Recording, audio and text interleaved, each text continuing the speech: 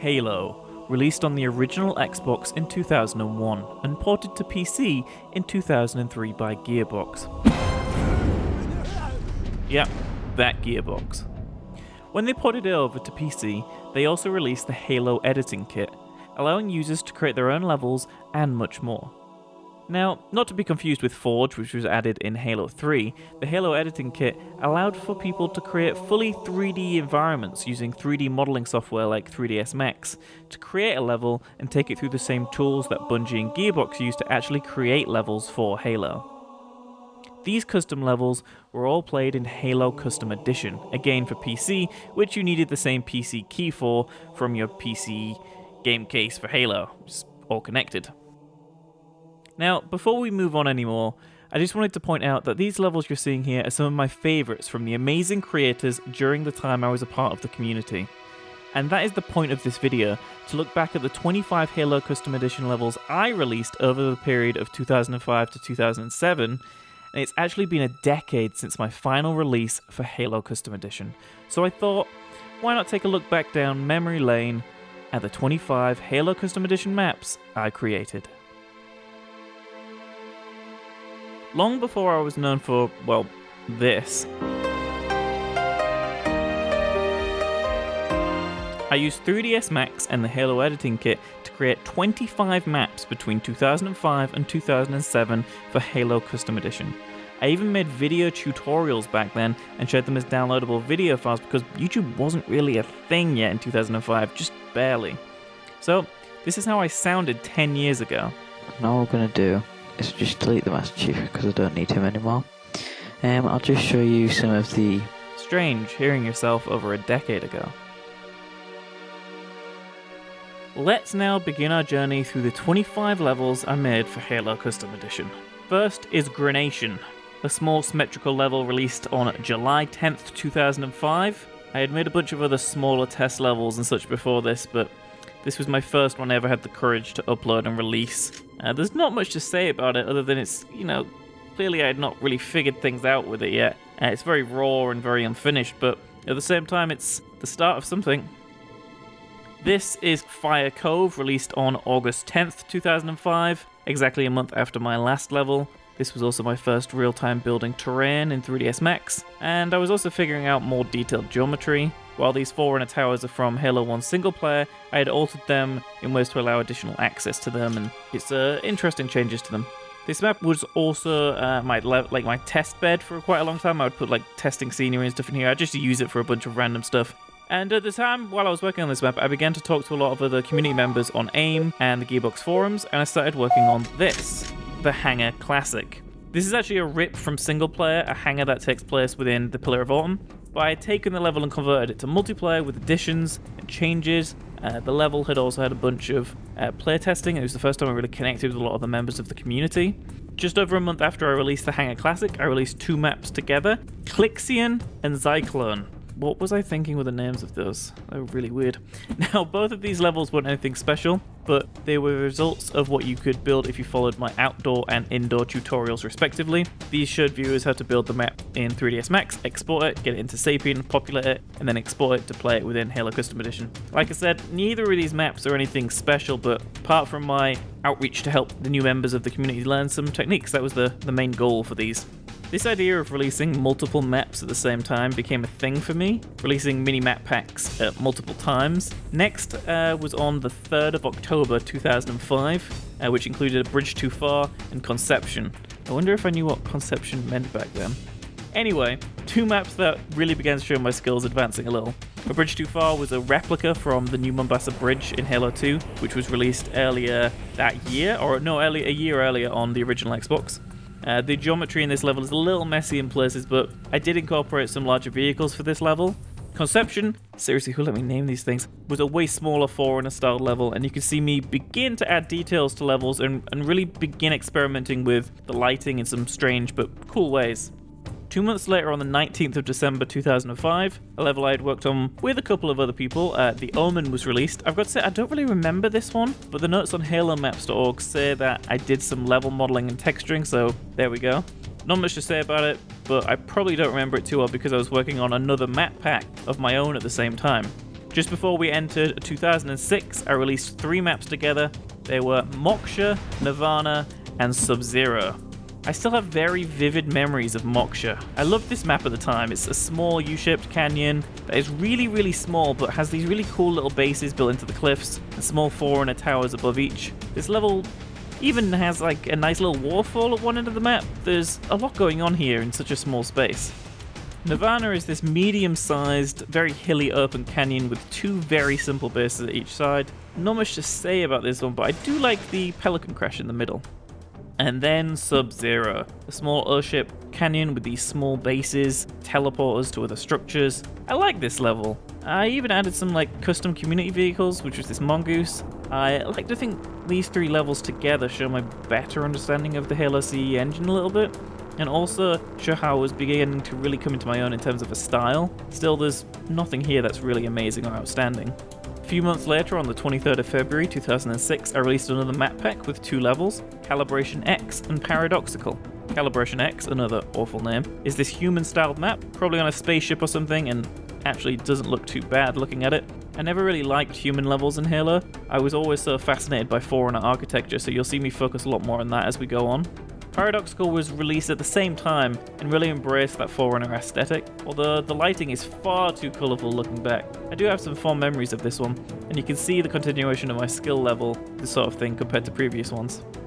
After these, I took a break. It wasn't until June 6th, 2006, over 3 months later, that I released Helix Canyon. I still wonder if this was my peak. This map to me is one of my best. An old Halo community member called Conquer 2090 or 2090 had designed this helix-shaped level in 3ds Max, but left the community before ever finishing it. So I took the idea and rebuilt the general shape and added to it, added more caves and pathways, and really turned it into something unique. This level must have gone through like 15 or 16 different versions, each player tested with a small group of my friends at the time. I added these tall Forerunner pieces for small cover, and also just to have a unique element which then expanded on smaller structures, and the map got covered in really cool little details. It's really, really cool. This level to me is great. I have so many fond memories from the months I spent making it, and I think you can really see the evolution of my abilities spawn from this level. I also only really had worked on this one level for all those months, or at least I put most of my effort into this one level, which means it's way more detailed than the others. There's even a secret room you can get into by jumping to an invisible teleporter in the center of the map. There was a lot of love that went into this level. And the fact that it has over 14,000 downloads on HaloMaps.org now is a really nice thing to go back and see after all these years. Okay, it's time to strap in, everyone. 21 days later, so 21 days after I released Helix Canyon, I released another map pack. Much, much bigger than anything else, though. On June 23rd, 2006, which is my birthday, I released, well, not my actual birthday, I wasn't born in 2006. I released 6 maps. 6. They were Ceaseless, Deceit, Defy, Denial, Desolate, and Shockwave. A lot of D names in there. These had all been maps I'd been working on, or I'd started some ideas for while I was working on Helix Canyon, and I decided to just throw them all out there and do a little bit of finishing on all of them and just put them out there. So let's start with Ceaseless, a small Forerunner interior with some small side hallways. Not much to say about this one, but I'm guessing I'm starting to figure out Forerunner a little bit better here, looking at the sharp angles and the slopes, which is good. Next up is Deceit, which has this massive room in the middle, which was inspired by the room you fight the 2 hunters in Halo 2's single-player level Regret. Lots of interesting ways to play with scale on this level, and I really kind of did some cool things here. I love the scale, it's huge. Next up is Defy, a swampy level that's super foggy, taking cues from Halo 1's single-player level 343 Guilty Spark. It's got the mood and tone right, but it's not very detailed and seems rushed looking back at it now. Now Denial, some custom textures and interesting things happening with this level. I like the small circular rooms with the arena-like steps down to the flag. The lighting is also really moody and dark throughout. And then my favourite from these 6, Desolate. On a gloomy little island in the middle of nowhere, this tall Forerunner structure just looks really unique. The entire level is based around circular playstyle. There's an upper ledge, and obviously the entire sand at the bottom is a big circle that you can just keep going around and around. It's really, really cool. And I absolutely love this map. I want to just give a big shout out to Neurochineza. He's another member of the Halo CE community at the time, and he had helped me kind of get a better grasp of Forerunner architecture, specifically on this map. I was going back and forth with him on aim a lot, which I kind of remembered now. It's like we'd talk about the critique, and he would give me like different things, and I would suggest things, and we'd kind of work on it. And he was really useful and really nice to just kind of go back and forth with these things. And I would send like screenshots, and he'd give me comments and stuff. It was really, really kind of him to do that. And that's one thing I'd like to say here about the Halo C community in general at the time. It was just nice. Everyone pretty much talked to everyone else, and you know, everyone was just really polite, and it was a really great time. And finally, from these 6, we have Shockwave, another human-styled level. I embrace the style a lot, but it's quite clear I didn't enjoy these as much as the Forerunner levels. So now I take a long break. It wasn't until the 25th of March 2007 that I made my return, releasing my final map pack, which had 5 maps in it this time, and these in general would be my final levels, making the total count 25. These would be Cliffedge, Cliffrun, Enclosed, Escalade Mount, and Pellude. Funnily enough, there's still a trailer on this YouTube channel from 2007 that shows off Cliffedge and Escalade Mount. These were the 2 key levels from this pack, so let's start with one of them, Cliffedge. This map is huge. It's a giant L-shaped canyon with Forerunner bases, bridges, caves, and of course a giant cliff edge. There's even huge vehicles from the community that you can pilot around. While I have fond memories of this level, it feels a little sparse and unfinished looking back at it. I do really like the bases though. Next up is Cliffrun. Straight away you can see that these bases were inspired by Halo 3's multiplayer map Valhalla, so I'm guessing Bungie had showed off that level by now, as Halo 3 wasn't actually released until later in 2007. There's some interesting things happening with this map. There's a cave system, double level bridge, central lookout. I really like this one. Looking back on it, actually, it's pretty good. Now we have Enclosed. I could be wrong, but I must have been inspired by or was trying to recreate turf from Halo 2, but in like a Forerunner style. The map is quite small, and to be honest, there's not much to say about it. Escalade Mount, oh yes. Now I really do have some fond memories of this one. I love how the bases turned out. The lighting is gloomy, but the snow kind of makes the level brighter, and there's a lot of really cool small details. There's a central structure, lookout points on the cliff, and there's a reflective ice patch. I mean, you know, what else can you ask for? Finally, we have Pellude. I can't remember if this was my first attempt at doing a custom ground texture, but maybe it's a good thing that I didn't do that on my others, because this does not look great. The terrain looks pretty good. I like the natural arch. There's some really cool elements like the bases and the lookout points, but for my 25th level, it's not that amazing. There we have it. These are all 25 of my Halo Custom Edition maps. You can definitely see the growth in skills and knowledge of the tools, but barring a few really good maps, many seem rushed and unfinished to me now. The years I spent making these maps and being a part of the Halo C community were transformative years for me, and I learned a lot. I will always look back on them fondly.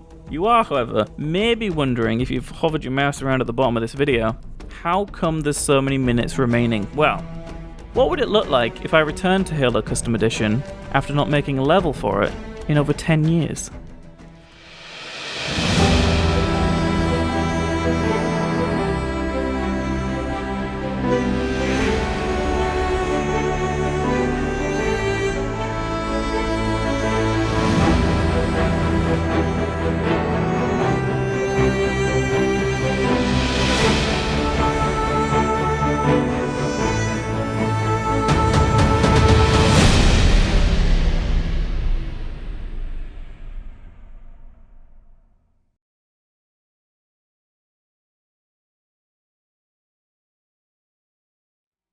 Now, before I give all of you a tour of this new level, I want to first go through the process of making it and shed some more light onto that, rather than just showing the finished product.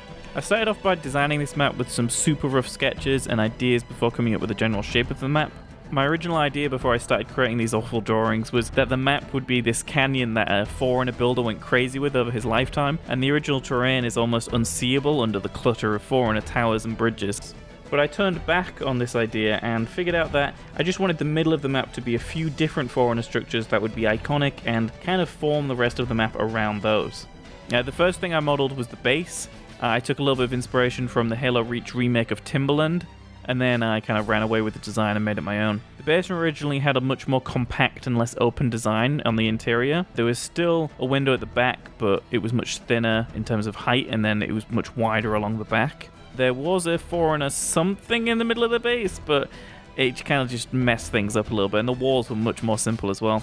It was at this point that I begun to refine the base. The exterior didn't really change much. I was happy with that, but I spent quite a long time going through the base details until, ending up with something like this.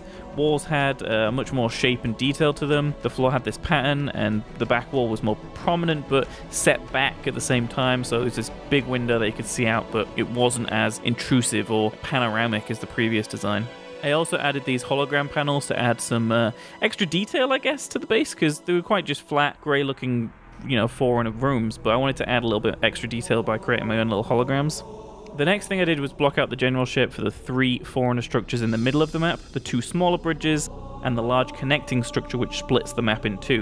You can see how simple and undetailed these blockout models were, but it really helped me figure out the place and the scale of everything. The next step was making sure the detailed final versions of those blockout structures integrated into the map correctly, and I also added in tunnels to connect them together. It was at this point that I also started adding foliage and added some more detail in Sapien to start really getting a true feeling for the level. The next big change was adding more detailed corner pieces that look like this to the central tunnels. I also refined the terrain a lot at this stage, adding purposeful hills and dips, as well as pathways up to bridges that could all connect. From this point on, the map really doesn't change much. Small changes are made throughout, and sometimes it was just me moving a tiny vertex a little bit to make sure that the vehicles flowed nicer while driving along the terrain. I was also getting to the point of being very happy with the map, but wanted to add some final details in the form of custom scenery. I tried this, but for some reason when I was trying to implement them, they just didn't look right and they didn't light right. And this is probably something I've just forgotten over the years, but everything just was much darker than the actual level. So I ended up scrapping the idea of custom scenery and just trying to implement some of those elements I was going to make scenery into the level by standard. I was also using the amazing Lumoria sky by Conscars for the majority of time while I was working on the map. It gave great views out of the base windows and had the right colour to it. I did, however, want to alter this to add some of my own elements to it and link it to the backstory I had written for the map. I knew I wanted to add a Halo ring in orbit, a deactivated Forerunner ship somewhere, maybe multiples of those, and also some other planets nearby. This skybox, which was released in 2010, was perfect, and I hadn't actually come across it previously until I saw it randomly searching halomaps.org, and Conscars was always a generous member of the community, so it's nice to see that he continued to do this after my time, because 2010 was way after my time, and it just shows another great example of how amazing the Halo CE community was and continued to be over the years. So the time has come for me to properly introduce you all to my 26th Halo Custom Edition map, Arrival. After 10 years, it kind of feels strange to be walking around a new map I've just made. It was also a challenge remembering and relearning old techniques and workflow orders for creating maps. I wanted to make sure, going into this, that I ratcheted up the detail and Forerunner designs from our previous maps to something much more like we saw in the later Halo games. Forerunner architecture became grander and more angular as time went on, but I also didn't want to leave behind the feeling of Halo 1's visuals, so I found a happy medium, especially in the bases. One thing I spent some time thinking about was the flow of the play and making sure the map was fun to drive across, walk across, and teleport across. The teleport structures, which are like mini Forerunner towers, take you to the center of the map, but you're left in the open and could get picked off pretty easily, so it's your call if you want to make that risk. If you choose to walk, you can take the ground route, walking where you may easily get splattered by vehicles or picked off by snipers, or you could take the more on-foot friendly tunnels and pathways. These take you across large Forerunner bridges and can create tense moments if an enemy team member comes running down the same Forerunner corridor as you. Then there's obviously the vehicle option. Each base has a Warthog spawn outside next to the cliff path to get up to the tunnels. There's also a Ghost spawn next to the teleporter towers for an even quicker single person way to get across the map. This idea of vehicular paths and then foot traffic only paths is kind of inspired by Danger Canyon, one of the official maps that came with Halo PC, which has this fun multi-level battlefield in a similar way to my new map. I also pushed the amount of foliage much further than I would have back in 2007. The engine holds up, but I imagine it might have tanked the FPS a little bit back then, but with the newer hardware it's flawless. While making this map, I must have had hundreds of ideas for other locations and creations I'd love to make, but instead of splitting my focus across multiple maps, which I feel like was one of my weaknesses with the earlier levels where I was making map packs and such, I doubled down on this one classically styled level and focused all of my energy into this one, and I'd like to think it paid off. Comparing it to my 25 maps you saw earlier in this video, I think you can clearly see an advancement, and it's really interesting to see how things have changed over the past decade. Along with this video, I've released Arrival for anyone who wants to explore it if they still have Halo Custom Edition. For everyone else, I hope you've enjoyed this trip down memory lane, and a look at what it's like for me to return to a hobby from 10 years ago and tackle it today. Thanks so much for watching, everyone. I had an amazing time making this video, and I hope that comes across. I have some fantastic ideas for this series that wouldn't just focus on things I used to do, but things I also used to enjoy and revisit them years later. Things like movies, TV shows, and games, although due to copyright, I think games might be the easiest thing to focus on. I'd love to hear what you all thought about this video, and if you all enjoyed going on this trip down memory lane with me. Until next time, thank you again so much for watching, and see you all next time.